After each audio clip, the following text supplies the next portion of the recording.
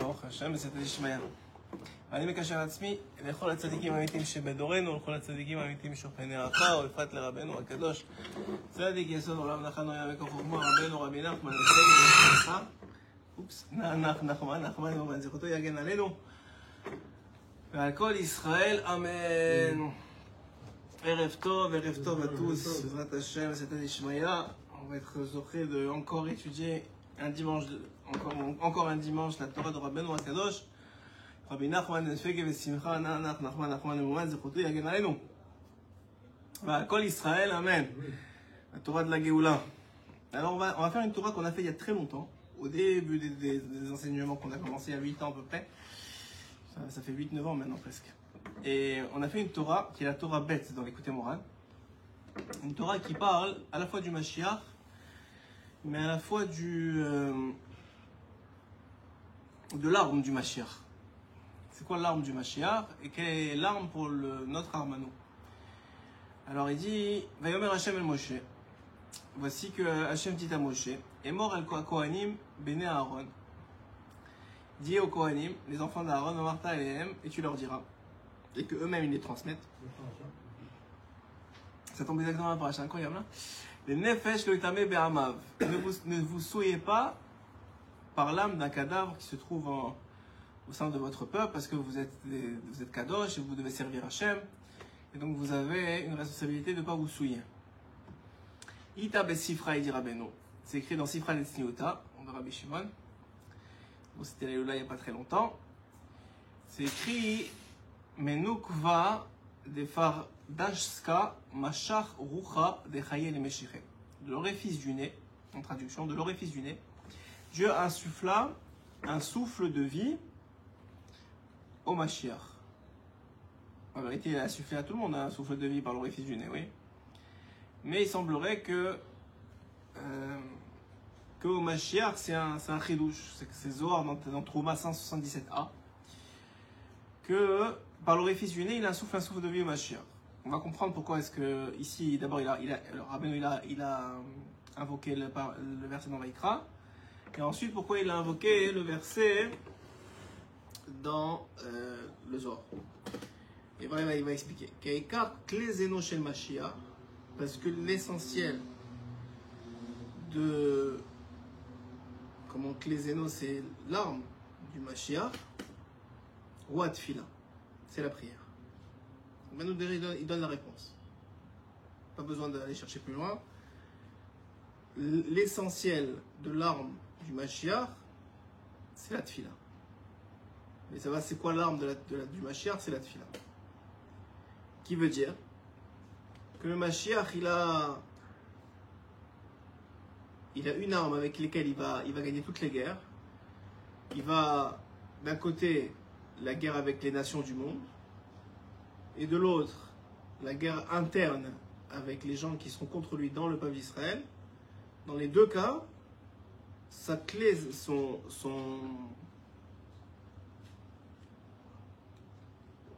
arme, ce sera le Mashiach. Tu peux fermer la porte s'il te plaît, comme ça c'est mieux. Et alors, pourquoi on a besoin, qu'est-ce que ça nous apporte à nous de savoir ça? Alors il dit qu'il écart klezeno shel Mashiach utfila sheu bechinat rotem. Et la prière, c'est symbolisé par le nez. Que Moshe Katuv utilati ertom lach. Et ma louange, je l'insufflerai ertom, comme si je le passais par le nez. Misham ekar chiyuto. Et on sait que le nez il représente, ou la respiration si vous préférez, elle représente la vitalité. Quelqu'un qui ne respire pas, ça y est, c'est fini. Il est en mort cérébrale. Cérébrale ou vasculaire? Il est mort vasculaire. Et c'est ça, il peut pas encore peut-être en mort cérébrale. Et il y a un problème, il est détenteur, entre guillemets. C'est ça qui garantit la vie. C'est la respiration. Alors, la respiration du Mashiach, elle passe par la tfila. La respiration de tout le monde d'ailleurs. La vitalité d'un homme, c'est sa prière. C'est la prière, c'est sa relation de parole avec son Créateur. C'est ça la vitalité d'un homme. Et alors, Misham ekachiyuto, c'est ça l'essentiel de sa vitalité. Vechol milchamto she'ase vechol akevishot shirbosh. Et donc toutes les guerres qu'il va gagner, on parle du Messie, toutes les guerres qu'il va gagner, et tous les combats qu'il va faire, et toutes les conquêtes qu'il va faire, à Kol Misham, tout vient de la prière. Kemo shekatuv, va'aricho birat Hashem, et je lui ferai inhaler, s'il te plaît, et je lui ferai inhaler la crainte de l'Éternel. Alors, de quoi il s'agit ici? Venez, on va essayer de comprendre.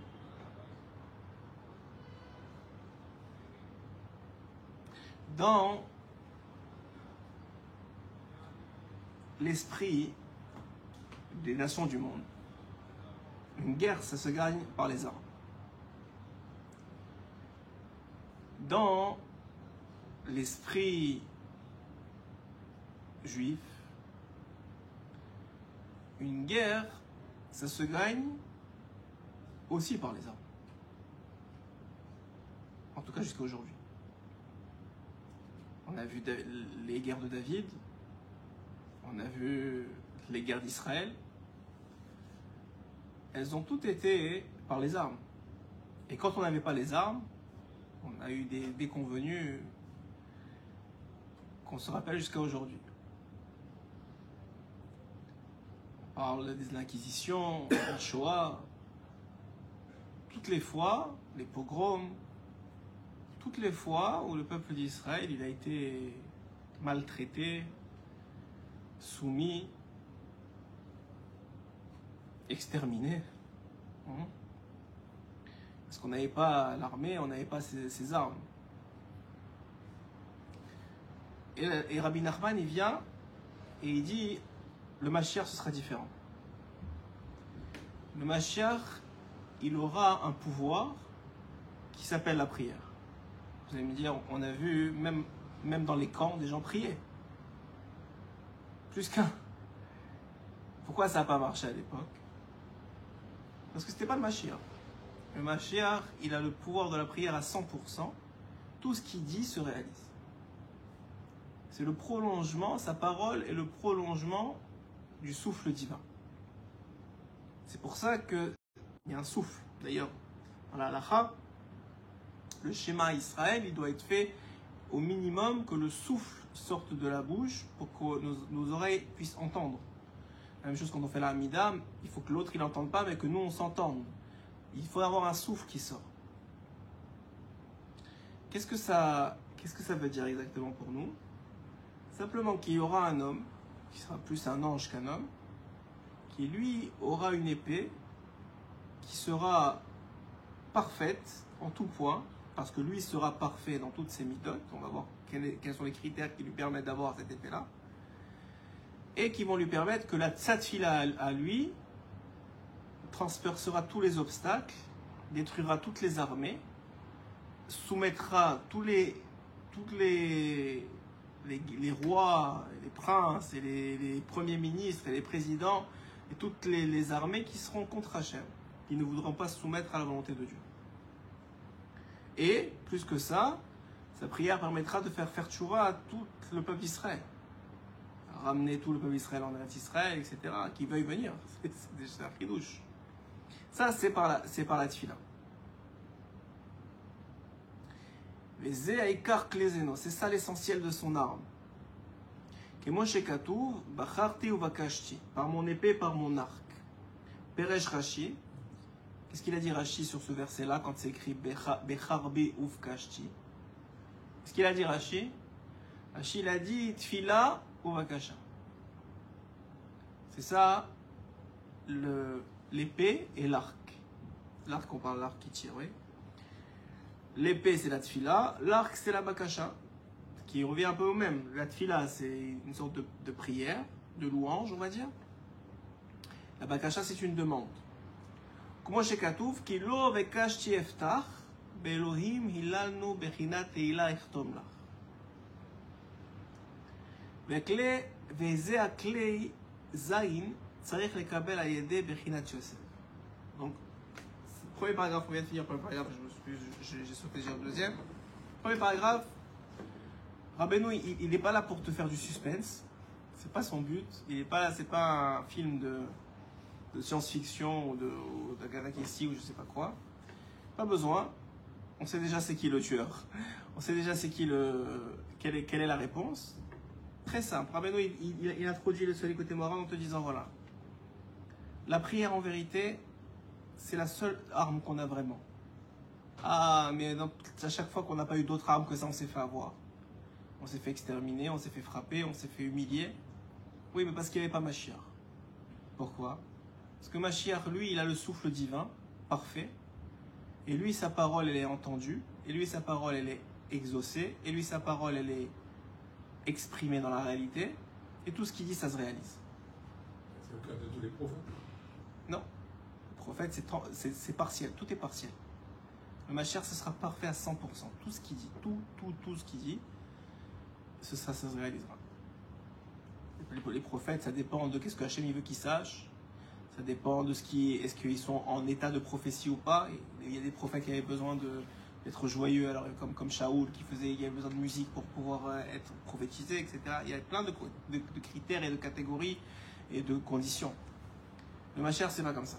Le Mashiach, c'est au-delà de tout. Il parle, ça se réalise. C'est le souffle de vie, c'est un cadeau de Dieu. C'est le souffle de vie. Alors le Mashiach, on l'a dit. Je sais pas pourquoi ça grossit comme ça. Bon, c'est pas grave. Et le souffle de vie. D'ailleurs, on a dit que le Mashiach, il a existé dans toutes les générations. Il n'a pas vraiment existé. Ce qu'on appelle un Mashiach propice, ça veut dire possible à exister. Le Rachaim Akadosh, le Baal Shem Tov, d'autres dans la génération, Chizkiyahu HaMelech, dans la Gemara, sont des gens qui avaient atteint un niveau d'âme, de perfection d'âme, qui leur permettait de devenir le Mashiach. Quelle est la différence? La différence, elle est que tous ces gens-là, autant qu'ils étaient grands, ils ont ouvert, c'est comme si vous aviez votre âme, enfin eux, ils avaient leur âme, qui a été à un niveau de perfection extraordinaire. Et ce niveau-là a ouvert la porte à la connexion avec l'âme du Mashiach, qui est une âme réservée dans une chambre en haut, on ne sait pas où, enfin, chabissé, mais nous, on n'a aucune idée de ce que ça veut dire, mais qui est réservée, qui est là.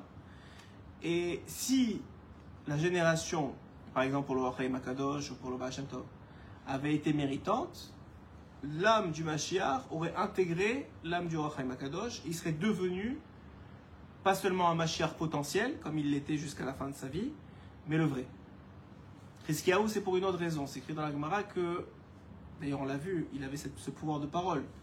Parce qu'avec Sancheriv et les milliers et des myriades de guerriers qui arrivent devant les portes de Jérusalem, il est à son balcon, il les voit, et il dit à Hachem, moi je ne m'occupe pas de ça, moi je me suis occupé de faire que ton peuple il étudie la Torah, et moi je vais dormir, toi tu t'occupes d'eux. Dans la nuit, Hachem ouvre les cieux, vous connaissez la Gemara, et les âmes des Rechaïm, ils entendent les anges chanter, ils quittent leur âme, et le matin tout le monde est mort. Sauf Sancheriv et ses deux fils vont tuer Sancheriv. Enfin, vous connaissez la Gemara. Et ce qui lui est reproché, la Gemara dit pourquoi est-ce qu'il a perdu le potentiel d'être Mashiach? Parce qu'il n'a pas chanté de louange à Hachem. Donc là encore, on voit qu'il lui manquait une partie de prière, une partie de louange, une partie de parole avec Hachem. Et ça a suffi pour que lui ne soit pas le Mashiach. C'était pas sa génération. Sa génération, elle a étudié la Torah, elle était parfaite. C'est lui. Lui, il a perdu le rôle. Bien sûr, bien sûr. Mais c'est ce que l'a dit la Gemara, donc on l'accepte. Donc ça, c'est pour comprendre comment ça fonctionne. Il y a une âme qui s'appelle l'âme du Mashiach. Cette âme du Mashiach, elle est réservée qu'à des gens extraordinaires dans chaque génération, qui sont des potentiels capables de recevoir cette âme, mais jusqu'à aujourd'hui, elle n'est jamais vraiment descendue. Pourquoi c'est comme ça? Alors, il y a plusieurs explications. Une, au nom de la Kabbalah, le Zohar, il dit, pour pas que, Chas v'Shalom, une personne, elle puisse abîmer cette âme. Comme par exemple, si Hiskiyahu HaMelech avait reçu cette âme-là avant même d'avoir fauté, c'est-à-dire, entre guillemets, fauté, pas avoir chanté au moment où il fallait chanter, si on peut appeler ça une faute, il aura abîmé l'âme du Mashiach. Mais l'âme du Mashiach doit rester parfaite parce qu'elle est complètement parfaite. C'est le souffle, c'est ce que dit, c'est le souffle divin qui planait sur les eaux de Tohu Vavohu. Vous savez, dans la Bereshit, c'est écrit Veruach Elokim al pene tehom. Et là-bas, qu'est-ce qu'il dit Rashi? Il me semble que c'est Rashi qui dit ça. Il dit Zeruach Mashiach. Voilà. Exactement. Exactement. Et là-bas, il dit c'est le souffle du Mashiach. Donc cette âme-là, elle existe. Elle n'est pas encore descendue dans le monde. Elle aurait pu être. Hein? Elle plane quelque part en haut. On ne sait pas où. Elle est cachée. Elle est réservée. Elle existe. Cette âme-là, elle existe, mais elle n'est pas encore descendue. Elle aurait pu. Il y a des gens qui étaient suffisamment méritants pour la recevoir, mais elle n'est pas descendue pour différentes raisons. Elle n'atterrit pas. Elle n'atterrit pas encore. Effectivement, elle n'atterrit pas encore. Alors, qu'est-ce que... Donc déjà, Rabbeinu, il dit... Donc ça, c'est l'âme du Mashiach. Maintenant, Rabbeinu, il dit, vous savez ce qu'elle a de particulier, cette âme? Elle a le pouvoir de la tefila. Elle a une arme, un arc, une épée, appelez ça comme vous voulez. C'est le pouvoir de la tefila. Elle parle, elle demande à Hachem, Hachem, il exauce. Automatiquement. Elle demande que, je sais pas moi, le vin se change en eau. Eh bien, le vin se change en eau. Le vinaigre en vin, le vinaigre en vin. La mer, elle s'ouvre, l'animal, il se baisse, l'animal, il se baisse. Les armées, les missiles, ils s'arrêtent, les missiles, ils s'arrêtent. Tout ce qu'il dit, ça réalise. Ça, c'est la force du Mashiach. Et maintenant, une fois qu'on a compris ça, enfin, qu'on a compris, c'est-à-dire ce qu'on a accepté, comment on dit au début, ce prérequis, oui, ce prérequis dans l'énoncé de Rabbeinu, dans la Torah bête. Deuxième partie, Rabbeinu dit, ok, tu sais comment, et maintenant que tu as compris ça, comment est-ce que le Mashiach, entre guillemets, la personne qui doit devenir le Mashiach, elle va récupérer cette arme. Et il dit, il faut que ce soit un Yosef. Ça veut dire quoi que ce soit un Yosef? Très facile à comprendre. Yosef, c'est le... J'ai du mal aujourd'hui avec les mots. C'est le... pas le supplément, c'est le prototype, oui. Le prototype de Shmirat Habrit. C'est le prototype, c'est le top, le top de Shmirat Habrit, du respect de l'alliance, de l'éloignement des mauvaises mœurs. C'est l'épreuve qui lui a été proposée et qu'il a réussi à surmonter. Dans la joie, sans tristesse, sans rébellion, sans rien. C'est le prototype de Shmirat Habrit. Donc le Mashiach, ça doit être un Yosef. Ça doit être un Shmirat Habrit à 300%. Ça a été Rabbi Nachman, comme l'a été le Rachaim Akadosh, comme l'a été le Gra, comme l'a été tous les tzadikim de ce niveau-là. Donc premièrement, il a Shmirat Habrit. Que Moshe Katuv, Chagor Charbecha al Yarech. Ceint ton glaive sur ta cuisse. Ça veut dire qu'il y a un contrôle, quoi. Moshe Katuv, mi pri vitnecha, ashit lechiselach. Je placerai sur son trône un fruit de tes entrailles. Ok? C'est bechinat Mashiach, bechinat Tfila, im yishmeru banecha briti, et aïno alidé bechinat Yosef. Donc il a cet aspect d'alliance. Et Yosef, chez Shamar et Abrit, Natal et Abrach, al Bechora, chez Bechinat Avodat Tfila. Et Yosef, qui lui a respecté la Brit, qu'est-ce qu'il avait? Il avait la Bechora, c'est lui qui a reçu la Bechora à la place de Réhouven. La Bechora, c'est en français l'aînesse. Le droit d'aînesse. C'est lui qui a reçu le droit d'aînesse à la place de Réhouven. Pourquoi? Parce qu'il avait la Brit. C'est parce qu'il avait la Brit qu'il a reçu le droit d'aînesse. Comment est-ce que Réhouven il a perdu la Brit? Comment est-ce qu'il a perdu le droit d'aînesse? Justement parce qu'il a déplacé le lit de son père, qui était à son niveau un gamme dans la brite. Il y en a même qui disent qu'il est parti avec... bon, on va pas dire ce qu'il c'est un midrash, c'est pas connu, pas la peine. Mais en tout cas, il avait un problème, il y avait un défaut très très très fin. C'est pas comme aujourd'hui, tous les bêtises qu'on peut entendre. Mais en tout cas, chez Reuven, il y avait un petit défaut que Yosef n'avait pas. שבחינת עבודת התפילה, בחינת פשנאים, כי התפילה הוא פשנאים שיש בהם שפחו של מקום ושאלת סככה, והוא בחינת וחרב ופיות בידם, בחינת שתי פיות, בחינת פשנאים, וניטל מראובן על ידי שחילל יצורי אביו, כי היא תלוי בשמירת הברית. Donc, il y avait שמירת הברית, ça c'est la première condition. ומי שזרע לחרב הזה צריך לדע איך לכלום עליו. Maintenant, condition préalable, il faut que la personne ait la shmirat habrit. Deuxième condition, c'est pas une condition, mais maintenant, mais disons que la shmirat habrit, elle donne l'accès à cette arme. Maintenant, cette arme, elle a besoin de savoir être maniée, comme n'importe quelle arme. Tu rentres à l'armée, ils t'apprennent à prendre un fusil, à le nettoyer, à le changer, à rentrer des balles. Il faut savoir comment utiliser l'arme. Je dis la même chose avec la prière. Ne croyez pas que la prière c'est tellement simple, qu'on dit n'importe quoi et ça suffit. C'est pas comme ça. Il y a besoin de savoir utiliser l'arme de la prière. Donc celui qui a mérité d'avoir entre ses mains cette force-là, il faut savoir comment utiliser cette arme. Qu'il ne l'utilise pas du côté gauche ou du côté droit. Ça veut dire yamin ou small, soit trop de rachamim, soit trop de djinn. Je vais vous donner un exemple. Alors Yanouka, la semaine dernière, il a dit ça. Il a dit, je dois faire très attention lorsque je prie pour quelqu'un. Parce que quelqu'un qui est venu voir le Rav, et c'était pour sa fille, me semble, et il lui a dit, c'est bon qu'il fasse ça, il va sortir de son problème. Quelqu'un d'autre, il est venu, il n'a pas donné la réponse comme ça.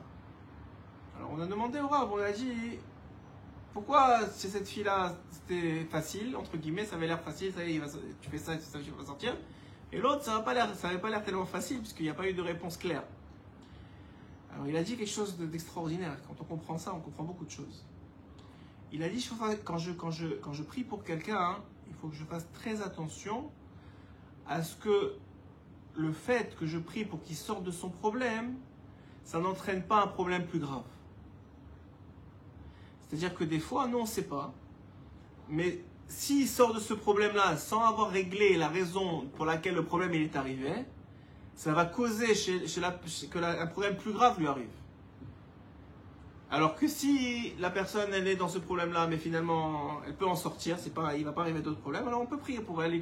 Voilà, la fille elle avait besoin de faire, je sais pas, je ne me rappelle plus exactement, et elle devait sortir de son problème facilement. Donc c'est pas simple, c'est pas un jeu facile.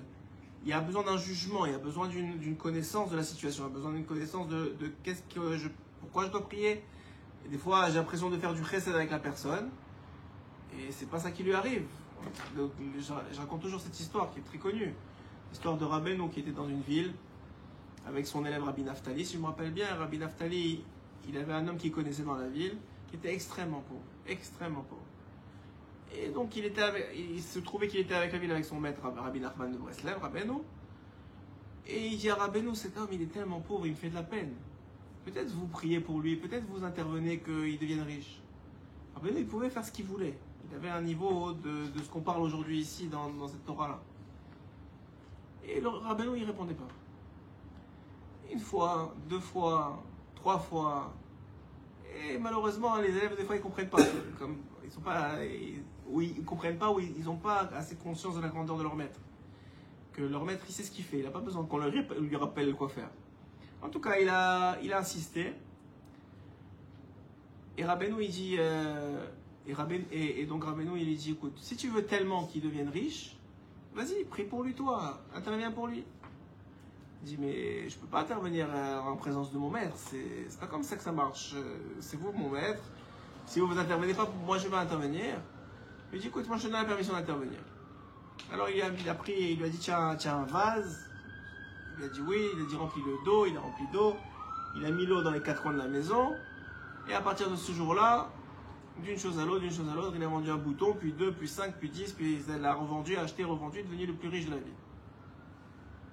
Rabbeinu et Rabbi Naftali, ils sortent de la ville, sans même voir le succès de cet homme-là, mais ils reviennent, quelques années plus tard.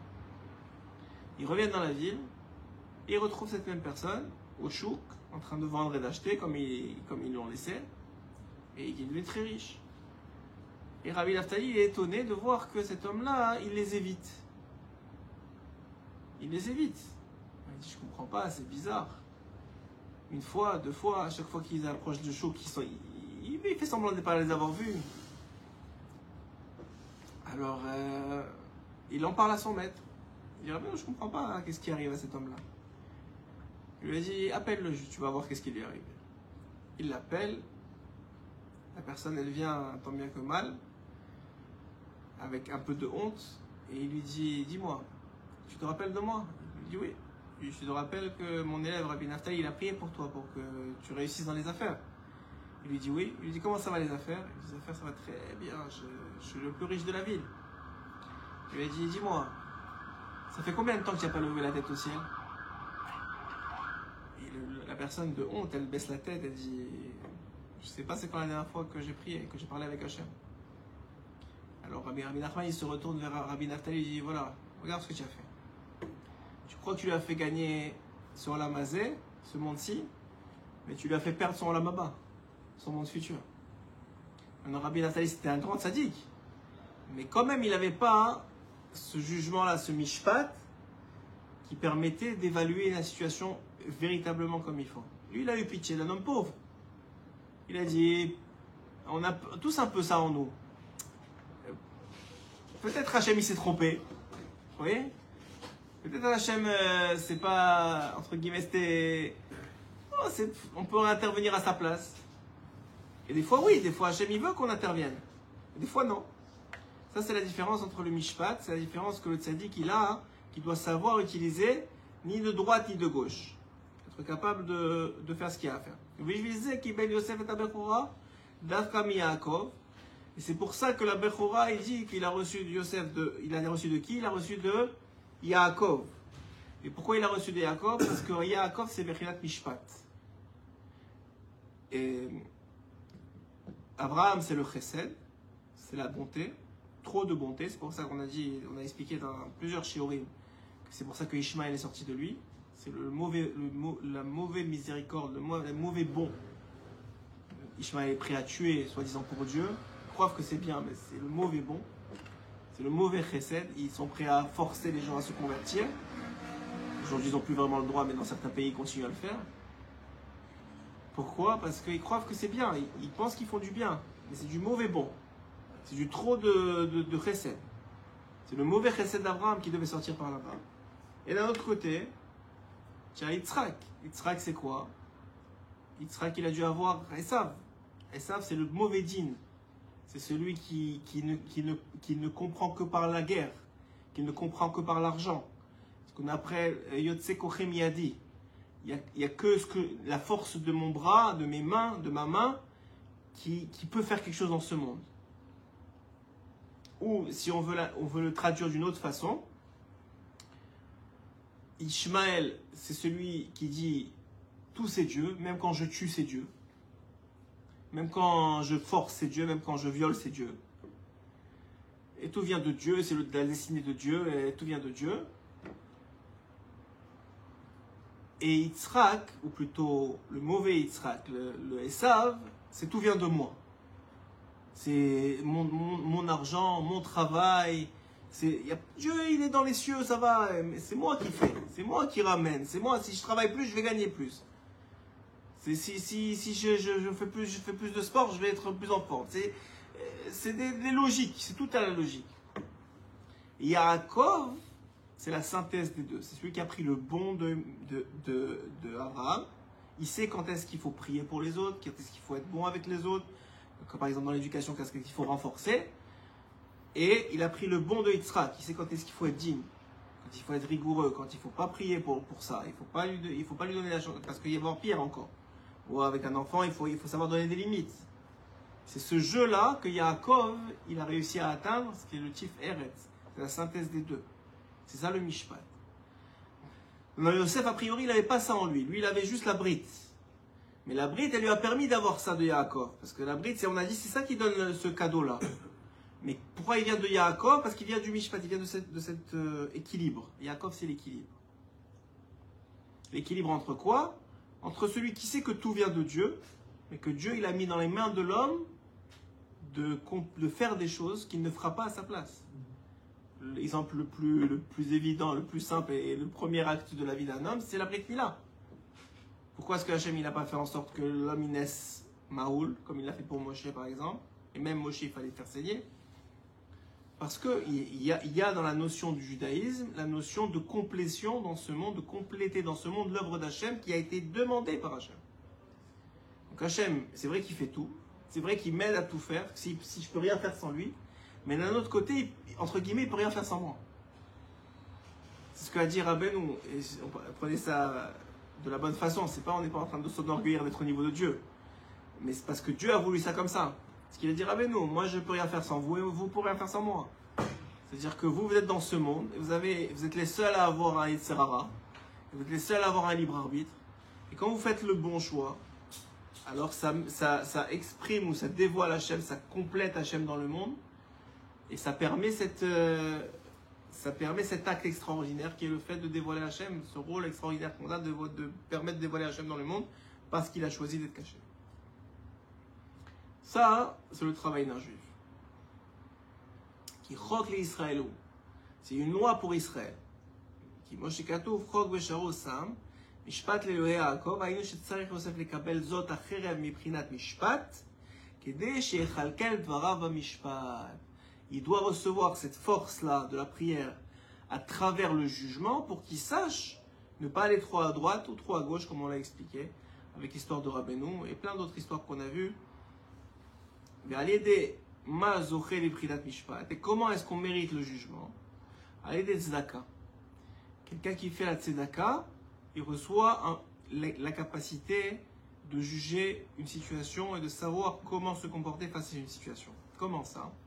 C'est écrit que quelqu'un qui est merachem avec les briotes, quelqu'un qui a de la miséricorde envers les créatures de ce monde, alors on aura de la miséricorde avec lui. Quelle est la miséricorde que le ciel a avec un homme? C'est le da'at qu'on lui donne. Le da'at, c'est la connaissance acquise qui permet d'avoir face à la réalité qui nous entoure un jugement, une compréhension et une action qui est appropriée.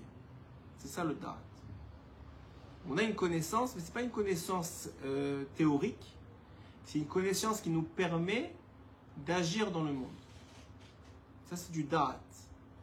Donc la tzedaka, puisque la tzedaka c'est l'expression du fait que vous avez été merachem, que vous avez eu de la pitié, ou pas de la pitié, que vous avez fait de la miséricorde avec autrui, que ce soit avec de l'argent, avec du temps, avec des efforts, chacun il a ce qu'il peut donner. Alors on sera merachem avec lui du ciel. Comment on fait ça? On lui donne du da'at. Le da'at, il amène l'homme à exprimer du mishpat, puisque maintenant il a une bonne vision des choses, et le mishpat, il amène l'homme à tout simplement pouvoir prendre une bonne décision face à une situation, prier quand il faut prier, ne pas prier quand il ne faut pas prier, et donc avoir le mérite de pouvoir recevoir pleinement, parce que Hachem il ne mettra pas dans n'importe quelle bouche la capacité de dire tout et que tout se réalise. Vous connaissez cette histoire du Baal Shem Tov, que quelqu'un il est parti voir le Baal Shem Tov, il a dit j'ai pas d'enfant et ça fait des années ma femme elle en peut plus, et le Baal Shem Tov il n'arrêtait pas de le repousser, il lui dit une bracha mais pas vraiment, et alors un jour il lui a dit écoute moi je peux rien faire pour toi. Baal Shem Tov, vous pouvez rien faire pour moi, mais vous êtes le Baal Shem Tov. Il dit moi je peux rien faire pour toi, mais je sais qui peut faire quelque chose pour toi. Il lui dit qui? Il lui dit tu demandes Ploni, tu vas dans telle ville, tu demandes Ploni ben Ploni et tu lui demandes de te bénir. Alors il dit vraiment? Il dit ouais. Il dit ok, pas de problème. Alors il part dans la ville, il demande où est-ce qu'il est Ploni ben Ploni. Il dit Ploni ben Ploni, il est au bar. Il se saoule toute la journée. Il dit comment ça il se saoule toute la journée?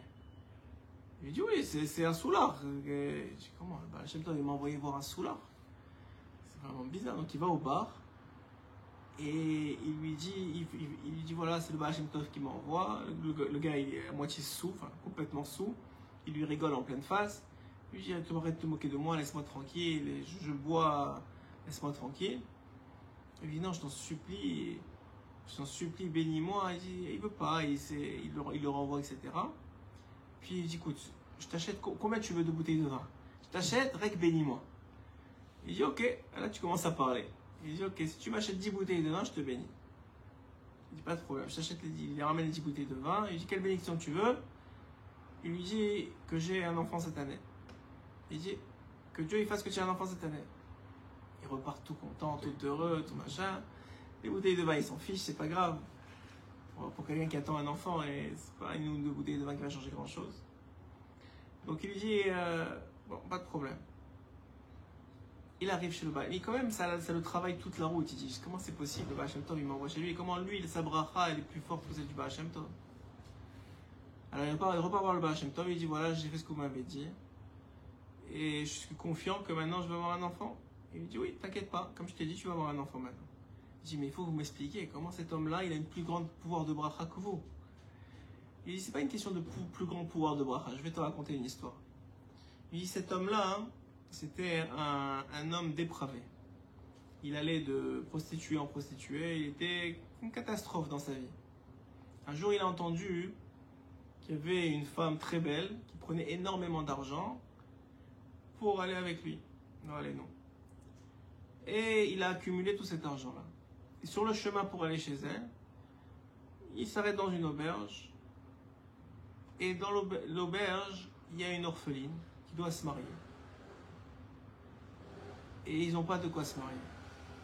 Et ce pourquoi ils ont pour se marier, c'est exactement le montant que la femme, il avait réservé pour la femme pour aller avec elle. Et au début, il dit non, je fais semblant de ne pas écouter, c'est pas pour moi, et il continue son chemin. Et sur le chemin, le Yetzeratov, enfin, il lui perce le cœur.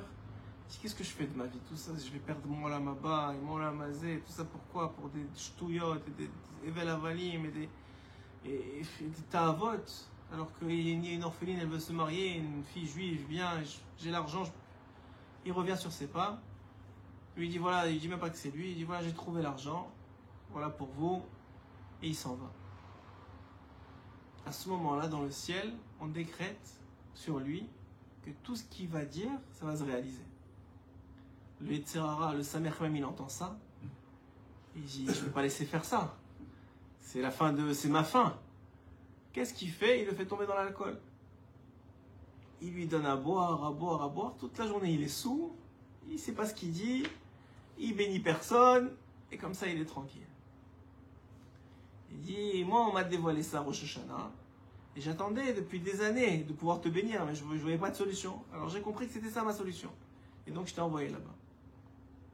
Donc, on voit que, il y a un pouvoir qui s'appelle le pouvoir de la prière ou de la parole, comme vous voulez, qui a un impact. Le nôtre, il a un impact. C'est pas qu'il n'a pas d'impact. C'est pour ça qu'on attache nos prières au tzadikim. Un jour, j'ai demandé à Yanouka, j'ai dit, est-ce que le fait d'attacher la prière au tzadikim, ça fonctionne comme c'est écrit chez Rabbeinu ou que ça protège la prière et que ça l'amène là où il faut? Il a dit exactement comme c'est écrit.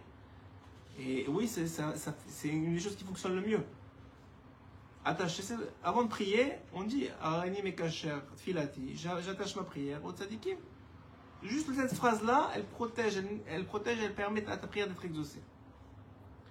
Maintenant, ça c'est une première chose. Mais pourquoi? Parce que les tzadikim, c'est eux qui ont atteint ce shmirat habrit. Donc eux, ils ont le shmirat habrit, ils ont l'alliance. L'alliance, elle permet d'avoir cette force-là de prière ou de parole. C'est pour ça qu'on a vu plein de tzadikim qui disent des choses et qui se réalisent toute la journée contre la nature, contre ce qui a été décidé par les médecins, contre ce qui a été décidé par la science, on va dire. Ça, c'est la première chose. Donc il y a cette accession, cette capacité à changer la nature du monde par leurs paroles, mais aussi ce da'at, qui est le da'at de la Torah, qui vient de la Torah, qui permet de savoir quand oui et quand non, quand intervenir, quand on ne peut pas intervenir. Quand on peut intervenir, mais pas complètement. Par exemple, le Yanouka, dernièrement, il y a quelques semaines, il y avait quelqu'un qui était très très malade, sur le point de mourir. Il lui a écrit un pétec.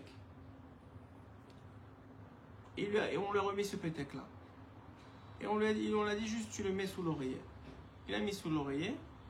Et cette personne, il lui donnait que quelques jours à vivre.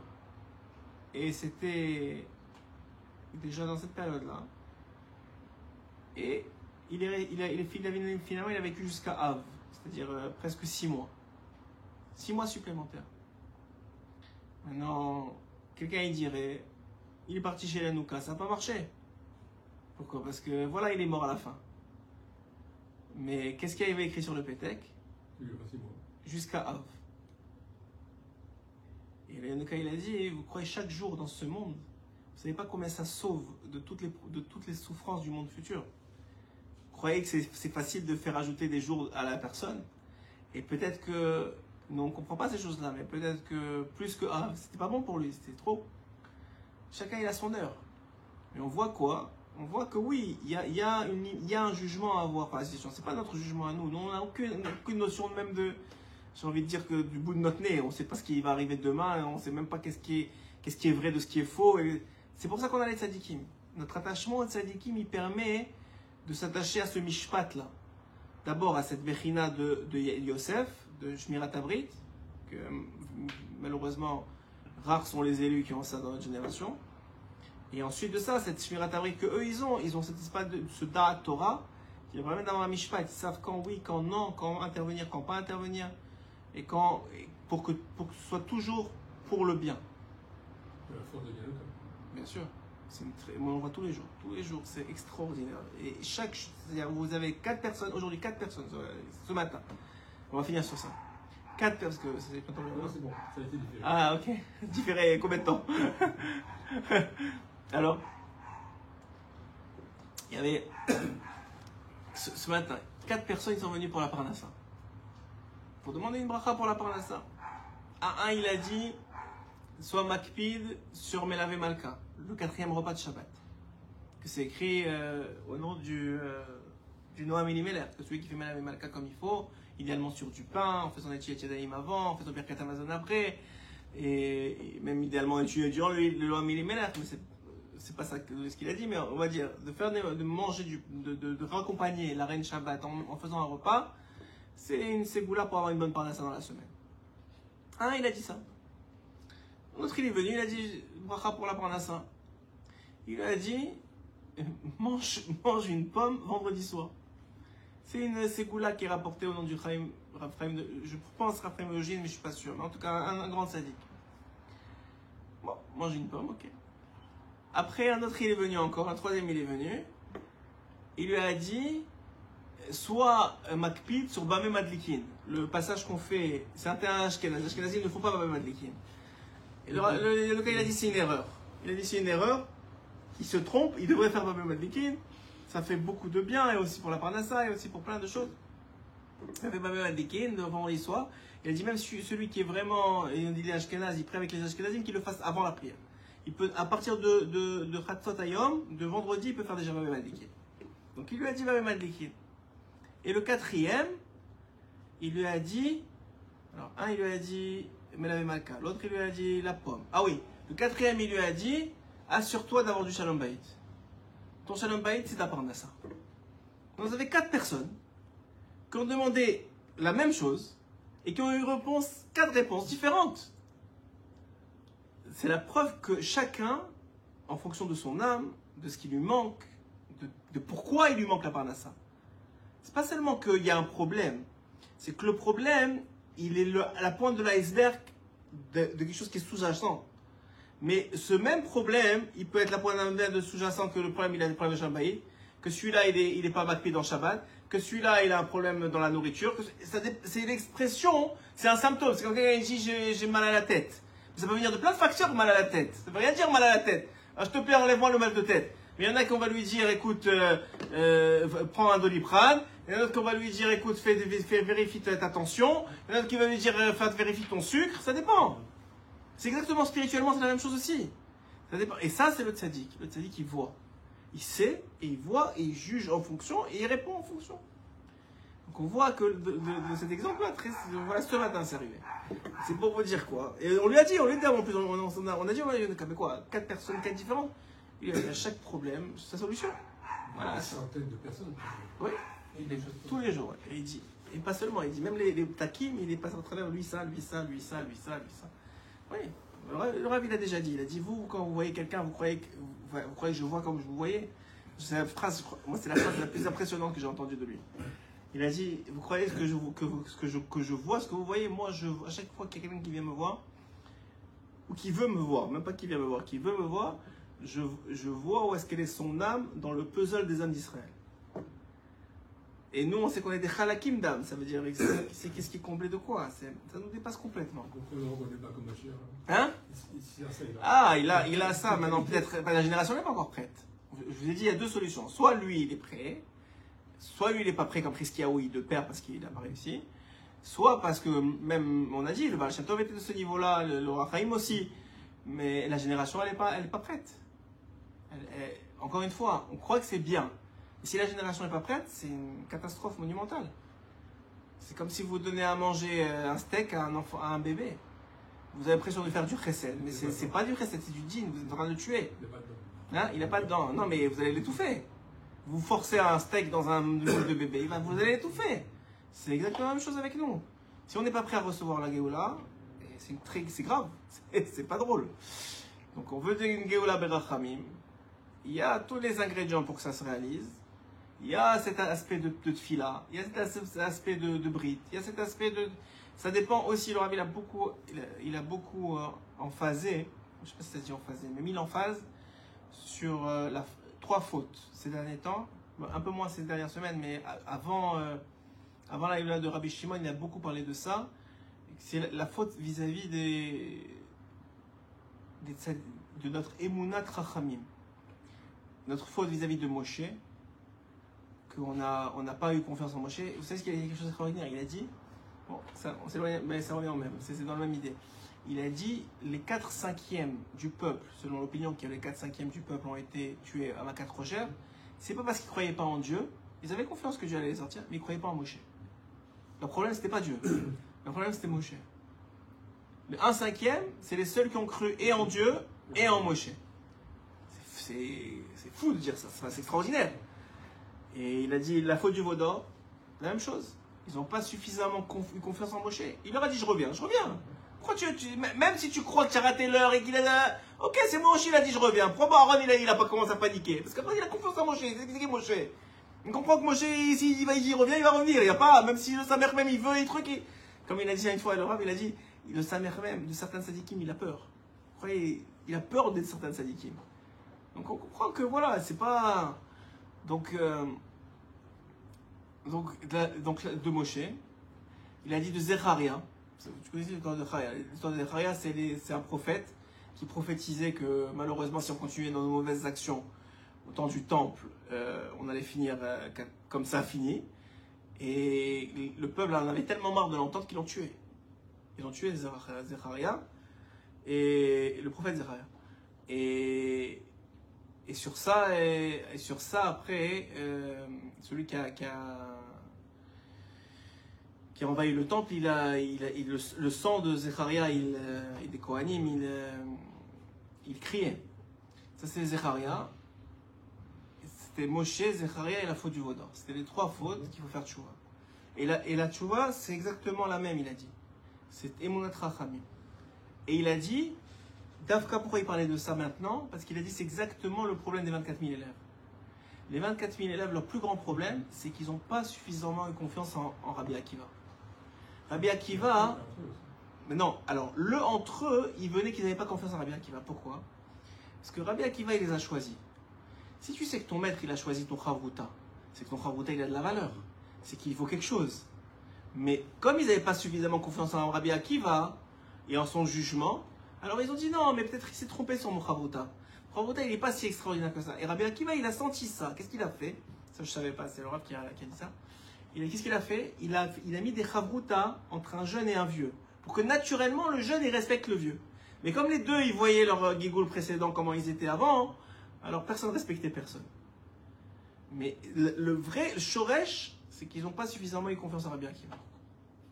Donc c'est ça le shoresh, c'est capable d'être confiance dans le tzaddik. C'est très très dur. C'est dur, mais ça prend, c'est ça la source de... Parce que nous, on n'a rien entre nos mains. Qui croit qu'on peut faire quoi que ce soit à notre niveau? On est trop faible, on est trop malade. Il nous faut quelqu'un qui soit parfait. cette perfection-là, parce qu'on est malade, on n'a pas l'impression qu'elle existe. Parce que nous, on est tellement pas parfait qu'on se dit c'est pas possible qu'elle est parfaite. Mais il y a eu dans les générations, dans toutes les générations, et il y aura encore, il y a encore aujourd'hui, on le voit, moi personnellement je le vois, il y a ça. Il faut avoir confiance que ça existe. Moi, je vous donne un exemple. Il y a des gens qui sont malades et qui envoient de l'étranger. Alors je ne juge pas, hein, mais qui envoient de l'étranger, s'il vous plaît, demandez une bracha au Yanoka. Ok? Et moi je reçois beaucoup ça, moi en tout cas. Quelqu'un qui sait qu'il est malade et qui entend, et juste il entend tout ce qui se passe avec le Yanoka, il réfléchit même pas, il prend un billet d'avion, il vient le voir. Je passe pas par un intermédiaire. Je sais que déjà voir le tzaddik, ça amène du da'at, comme on avait étudié ça, que le Rabbi Nachman il dit que le tzaddik ça fait une soutamourine, ça réveille l'esprit, et après ça amène de la l'ira et de la tchouva, et juste ça. Mais en plus, on voit que le Rav il va mitierches, il va te donner le bon conseil. Tu prends pas tu réfléchis pas. Tu réfléchis pas, c'est pas naturel. J'ai un ami la même chose. Quelqu'un qui l'appelle, lui dit ma fille elle est avec un goy. Est-ce que tu peux demander une bracha? Il dit mais je comprends pas, ta fille avec un goy et tu prends pas l'avion pour. C'est pas quelqu'un qui est aisé, c'est pas quelqu'un qui lui manque d'argent ou il fait le tour du monde, il fait des voyages pour des vacances, etc. Il peut venir 4 jours ici, il habite en France, il peut venir lui-même demander, c'est pour sa fille. Alors quand il lui a dit ça, bon, le gars il a dit tu as raison, je vais venir et il vient cette semaine pour aller. Ça veut dire, si les gens ils savaient vraiment, même ici en Israël, il y a des gens, ils t'envoient des messages, s'il te plaît, va demander. Dis-moi, tu es en Israël, tu peux venir demander. Tu vas attendre, c'est vrai, peut-être tu vas pas le voir beaucoup, peut-être il va juste prendre ton. Mais je sais pas, tiens, ça dit comme ça dans la génération. Pour moi, c'est une évidence. Mais ça veut dire, c'est pas évident pour tout le monde. Il y a vraiment une différence entre ceux qui sont vivants comme moi et ceux qui vont se avec Kévia, avec qui. Là, ils se disent, bon, rien ne s'est passé. Quand on voit quelque part l'efficacité d'un tzaddik qui est vivant, on peut voir effectivement un effet. Plus ou moins mais et on voit, non, premièrement, sur la Kévia de Tzadikim, on voit des effets. Moi j'ai vu de toutes ces années de chez Rabbeinu des choses extraordinaires sur la Kévia du Tzadik. Des choses qui dépassent l'entendement. On voit des effets. Mais maintenant. Donc oui, il faut y croire. Voilà. Mais même le tzaddik, il faut y croire. Vous ne comprenez pas, même le tzaddik vivant, il faut y croire. Ouais, parce qu'il y a des gens qui vont venir. Il y a quelqu'un qui. Cette histoire aussi, bon, c'est pas grave, c'est une discussion. Il y a quelqu'un qui est venu voir le Rav avec un papier. Le Rav, je parle du même cas. Le Rav, il regarde le papier. Il lui dit, mais tu es venu avec le même papier il y a 2 ans. Il lui dit, le conseil qu'il lui a donné il y a 2 ans, c'est de faire Tikkun Chatzot. Il lui dit, Maïm Tikkun Chatzot, qu'est-ce qui arrive avec Tikkun Chatzot? Et la personne, elle baisse les yeux, genre. Elle n'a pas fait. Tu préfères, entre guillemets, le Yetzirara, il t'a eu, il t'a laissé 2 ans avec le même problème, tu reviens 2 ans plus tard avec la même question, mais le conseil, tu ne l'as pas fait. Le Rav, plusieurs fois, il a dit, moi, je peux prier pour vous, mais vous avez besoin de prier pour vous-même. Quand quelqu'un il vient qui est malade, le Rav il donne des filottes de refoua, il dit prie. Pas seulement parce que lui d'un côté il ne peut pas prier, il peut prier, mais il y a besoin que la personne, le problème il vient parce qu'il y a un manque de lien avec Hachem. Tous les problèmes c'est ça. Tous les problèmes qu'un homme il a, c'est parce qu'il a un manque de lien avec Hachem. Parce que sinon il n'a pas de problème. Même s'il en a, c'est plus des problèmes. Parce que c'est sa vie, il est tout le temps connecté, il n'a pas besoin. Il y a eu des tzadikim qui étaient malades. Rabbeinu, il est mort de la mononucléose, le problème des poumons. Je ne sais pas si c'est pas la mononucléose. La pneumo. Oh, j'ai oublié le nom. En tout cas, une maladie des poumons. Et il est mort de ça, mais pour la génération. Mais ça veut dire qu'il n'y avait pas de problème. Le problème, il est quand il manque une relation avec Dieu. Maintenant, le problème, il vient pour te recréer la relation. Maintenant, si tu passes par un bypass, comme il a dit, c'est comme l'histoire de celui qui racontait que dans Shlomo Ameler, il raconte qu'il y avait quelqu'un qui lui a supplié de lui apprendre le langage des animaux. Alors il a appris le langage des animaux. Au bout du début, il a dit non, c'est pas bon pour toi, c'est pas bon pour toi. Après, il a tellement cassé la tête, il a dit ok, je t'apprends le langage des animaux. Super content, il entend tous les animaux. Le premier jour, il entend que l'animal, qu'il va y avoir des voleurs qui vont venir. Ah, qu'est-ce qu'il fait? Il barricade. Il a entendu, il sait qu'il va venir. Le soir, même les voleurs, ils viennent, ils ne trouvent personne, ils s'en vont. Oh, Ah, il est tellement content le lendemain. Ouais, ça y est. Le jour d'après, il entend quoi? Il entend que sa fille, elle va se casser la jambe. Qu'est-ce qu'il fait? Il garde sa fille il ne la fait pas sortir de la maison, il la laisse pas sortir. Et effectivement, grâce à Dieu, il sauve ça aussi. Troisième jour, il entend que la maison elle va brûler. Il creuse un truc autour de la maison avec plein d'eau, un fossé. Effectivement, ça a pris et ça s'est tout de suite éteint. Quatrième jour, il entend les oiseaux en train de dire, celui-là, il meurt demain. Alors, il court chez Shlomo. Il me dit, mais qu'est-ce que je fais? J'ai entendu que je meurs demain. Il dit, je t'avais dit qu'il fallait pas que tu entendes les animaux. Je dis, mais quoi? Qu'est-ce que j'ai fait? Il me dit, Hachem, il voulait t'envoyer, il voulait te réveiller. Il allait t'envoyer un petit vol. Tu aurais perdu 50 000 shekels. Tu te remets en question, tu aurais fait tchouva. Ça, c'est fini là. Après, tu n'as pas voulu ça. Il a dit, ok, je vais toucher à sa fille. Elle va se casser la jambe. Il va faire tchouva. Il va revenir vers moi. Il va recréer un lien avec moi. Ça va s'arrêter là. Tu n'as pas voulu ça. Après, il a dit, ok, je vais lui brûler la maison. Tu n'as pas voulu ça. Maintenant, il n'y a plus de solution. Il faut dire qu'il te ramène. C'est pour dire que, et c'est ce que Shlomo a dit. Les problèmes, ils ne sont pas là pour nous faire du mal. Hachem, il n'est pas là pour nous faire du mal. C'est contre sa nature. Sa nature, c'est faire du bien. La nature de Dieu, c'est de prodiguer du bien. Le Rav, il a dit une fois, c'est extrêmement difficile pour Dieu d'arrêter de faire du bien. C'est beaucoup plus difficile que de faire du bien. Sa nature, c'est de donner. Sa nature, c'est de remplir, de donner du shefa, que tout le monde soit bien. C'est beaucoup plus difficile pour lui de dire stop que de continuer à donner. Mais il y a une raison pour ça. C'est que ce stop-là, il t'amène à Olam Haba, il t'amène à l'éternité. Il t'amène à recevoir pour l'éternité le bien. Que si tu reçois un bien immédiat, c'est comme quelqu'un qui est drogué. Tu connais quelqu'un qui est drogué, tu lui donnes pas d'argent. Parce que tu sais que cet argent-là, il va aller à la drogue. Il va se tuer, le gars. Alors que si aujourd'hui tu dis stop, et ben demain il va arrêter de se droguer et finalement il va vivre une vraie vie. C'est exactement le même principe pour cette vie de ce monde-ci et en comparaison de la vie éternelle. C'est exactement la même chose. Voilà, Chazak ou Baruch. Shkoyach.